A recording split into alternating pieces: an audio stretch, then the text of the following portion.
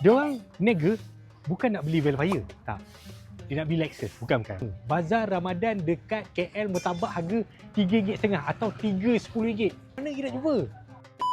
Bazar Ramadan ni kalau dekat KL kan, orang balik-balik pusing Wangsa Maju, Kampung Baru, Ampang, Pandai Indah, Bandar Seri Permaisuri. Tapi sebagai seorang pencinta Bazar Ramadan yang asli, ini dia, Kampung Kongo ataupun Bandar Tun Razak. Dia tak kecil, tak besar sangat, just nice. Dia kalau hari biasa, dia kat Jalan Jujur, dia pasar orang kampung. So kalau nak rasa Bazar Ramadan yang style orang dulu-dulu macam dekat kampung, peniaga-peniaga kecil, makcik-makcik semua, sini suasana dia, Bandar Tun Razak.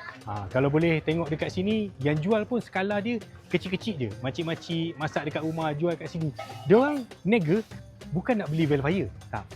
Dia nak beli Lexus, bukan. Maksudnya dia berniaga tu just untuk belanja hari raya apa semua. Tengok, orang pun tak sesak sangat. So saya suka tempat-tempat macam ni. So orang komplain, orang jual pasar Ramadan tahun ni ayam mahal sampai RM80, RM100. Nampak?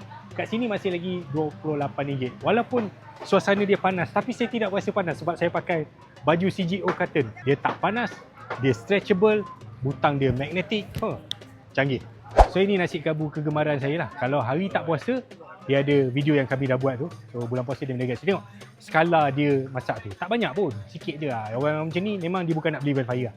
Dia nak beli BMW, tak.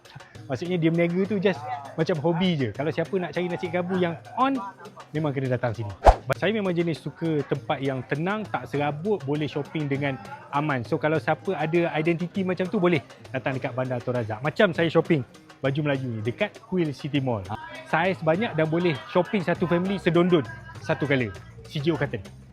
So nampak, Bazar Ramadan ujung tu dah habis kan? Jalan depan sikit. So ni trik dia.